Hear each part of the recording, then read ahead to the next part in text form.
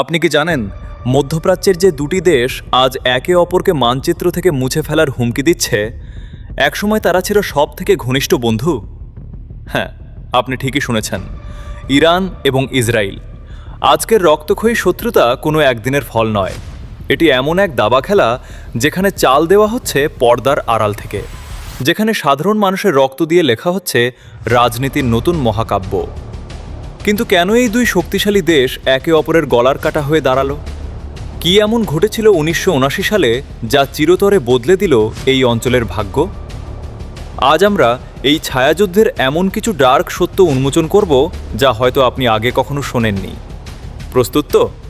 পিছনে ফিরে যাওয়া যাক 1948 সালে। ইসরায়েল রাষ্ট্র গঠনের পর ইরান ছিল দ্বিতীয় মুসলিম দেশ যারা তাদের স্বীকৃতি দিয়েছিল। তখন ইরানের ক্ষমতায় ছিলেন শাহ। দুই দেশের মধ্যে তেল এবং সামরিক প্রযুক্তির গোপন লেনদেন হতো। এমনকি ইসরায়েলি গোয়েন্দা সংস্থা মোসাদ এবং ইরানের গোয়েন্দা সংস্থা শাভাগ একে অপরকে প্রশিক্ষণ দিত। কিন্তু এই বন্ধুত্বের আড়ালে কি কোনো ষড়যন্ত্র ছিল, নাকি এই সন্ধানটি ছিল শুধুই ঝড়ের আগের নিস্তব্ধতা? 1979 সাল, ইরানের ইসলামিক বিপ্লব। শাহের পতন ঘটে এবং ক্ষমতায় আসেন আয়াতুল্লাহ খোমেনি। মুহূর্তের মধ্যে বদলে যায় দৃশ্যপট।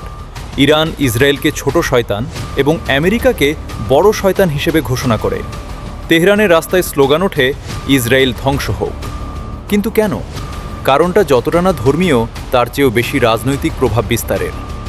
ইরান চেয়েছিল মুসলিম বিশ্বের নেতা হতে, আর ইসরায়েলকে শত্রু হিসেবে দাঁড় করানো ছিল সেই রাজনীতির প্রধান হাতিয়ার। রাতারাতি দূতাবাস দখল করা হয় এবং শুরু হয় এক অন্তহীন বিদ্বেষের ইতিহাস। ইরান এবং ইসরায়েল কখনো সরাসরি মুখোমুখি যুদ্ধে লড়েনি, কিন্তু তারা লড়ছে ছায়াযুদ্ধ। লেবাননের হিজবুল্লাহ, গাজার হামাস, এরা সবাই ইরানের দাবার ঘুঁটি। ইসরায়েলের ঘরের পাশে ইরান তৈরি করেছে এক দুর্ভেদ্য দেয়াল। অন্যদিকে ইসরায়েলও বসে নেই। ইরানের পরমাণু বিজ্ঞানীদের রহস্যময় হত্যাকাণ্ড, সাইবার হামলা এবং সিরিয়ার মাটিতে ইরানি ঘাঁটিতে একের পর এক বিমান হামলা ইসরায়েল বুঝিয়ে দিয়েছে তারা কতটা নিষ্ঠুর হতে পারে। প্রতিটি বিস্ফোরণ, প্রতিটি নিথর দেহ আমাদের মনে করিয়ে দেয়, এই যুদ্ধ কোনো সীমানা মানে না। এটি এক অদৃশ্য যুদ্ধ, যা লড়া হচ্ছে অন্ধকার গলিতে আর ড্রোন ক্যামেরার লেন্স দিয়ে। আজ পরিস্থিতি আরও ভয়াবহ।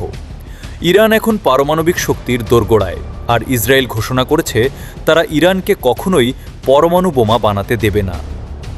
দামেস্কে ইরানি কনসুলেটে হামলা এবং তার জবাবে ইরানের সরাসরি ড্রোন হামলা বিশ্বকে তৃতীয় বিশ্বযুদ্ধের কিনারে নিয়ে দাঁড় করিয়েছে। দুই দেশই এখন বারুদের স্তূপের ওপর বসে আছে। একটি ভুল সিদ্ধান্ত, একটি ছোট মিসাইল, আর পুরো মধ্যপ্রাচ্য দাউ দাউ করে জ্বলে উঠবে।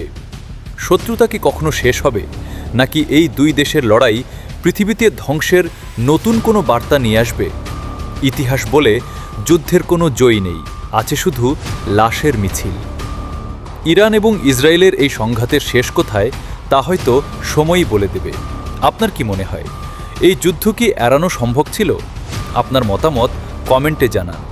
ভিডিওটি ভালো লাগলে শেয়ার করুন এবং পরবর্তী ডার্ক স্টোরি দেখতে সাবস্ক্রাইব করুন। ভালো থাকুন, সতর্ক থাকুন।